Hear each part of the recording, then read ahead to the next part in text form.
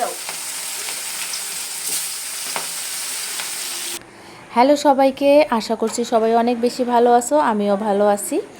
আর এই যে দুপুরে রান্না বান্না করতেছি, আর আজকে সারাদিন কারেন্ট নাই, মানে গত রাত 3টা থেকে আজকে দুপুর 3টা পর্যন্ত কারেন্ট থাকবে না, এটা এলাকায় অ্যানাউন্স করে দিয়ে দিছে গতকালকেই। তো তার জন্য সকাল সকাল মায়ের নিরামিষ বলতে নিরামিষ পুরোটাই করা হয়, শুধু আমরা যদি আমিষ কিছু একটা খাই সেটা হচ্ছে একবারে সবশেষে করে নেই। তো নিরামিষগুলো শেয়ার করা হয়নি।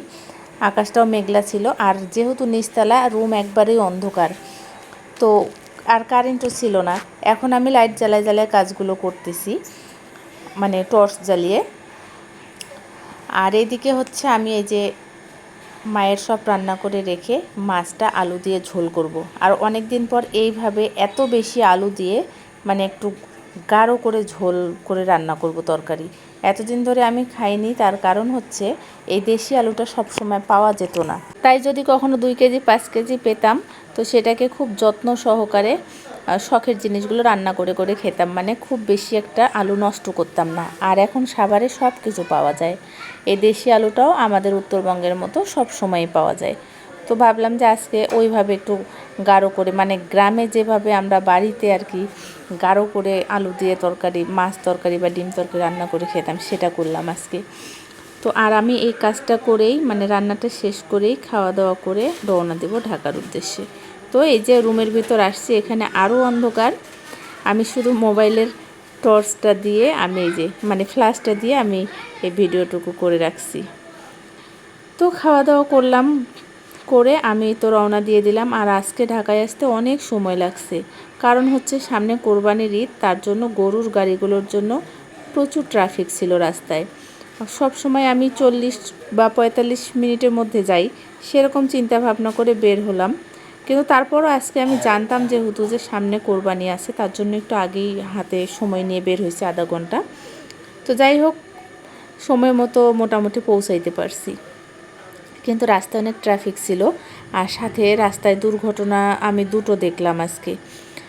একটা ছিল একদম স্পট ডেট, আর একটা হলো যে মানে গাড়ি পড়েছিল, লোকটার কি অবস্থা আমি বলতে পারবো না। আস্তে আস্তে আমার মানে বাস থেকেই যতটুকু চোখে পড়ছে, ওখানে অনেক ক্যামেরা মোবাইল দিয়ে সবাই ভিডিও করতেছিল, এতটুকুই দেখলাম। আর গাড়িটা পড়ে আছে, ভেঙে গেছে, তাই দেখলাম, মানে বাইক একটা।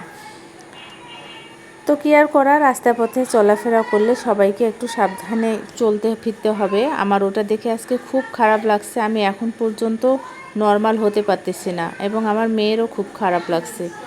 কেমন জানি মানসিকভাবে দুর্বল হয়ে পড়লাম আমরা দুইজনে, বিশেষ করে স্পট ডেটটা দেখে। তো আসলে একবারে না ফেরার থেকে একটু দেরি করে ফেরা ভালো। তারপরও যেন একবারে না ফিরি এরকমটা না আসে রাস্তার পথে। তো সবাই রাস্তার পথে সাবধানে চলাফেরা করবেন। তারপরও ভাগ্যে যা আছে আমাদের সাথে, সেটা তখন সময় মতো ঘটেই যাবে, কিছু করার নাই।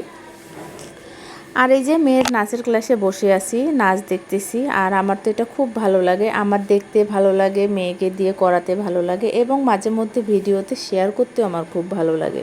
তার জন্য একটু ফুটেজ আমি শেয়ার করে দিলাম তোমাদের সাথে। কেমন লাগলো অবশ্যই কমেন্টে জানিও। আর আসলে আমরা যারা কন্টেন্ট ক্রিয়েটর, তারা অনেক কষ্ট করি এই কন্টেন্টগুলো ক্রিয়েট করার জন্য। আর এই যে দেখো, রান্নাবান্না করে আমি ঢাকায় গেলাম, ঢাকা থেকে এসে আবার এই ভয়েস দিতে বসে পড়ছি। তো আমি কতটা টায়ার্ড, তারপরও বসে পড়ছি শুধু একটু আশায়, সেটা হচ্ছে সফলতার। তো ভালো লাগলে একটা লাইক করে দিও ভিডিওতে, তাতে যদি কোনো দিন সফলতা আসতেও পারে, আবার নাও আসতে পারে। তারপরও ভালো লাগা থেকে কাজ করে যাচ্ছি। সবাই ভালো থেকো অনেক বেশি।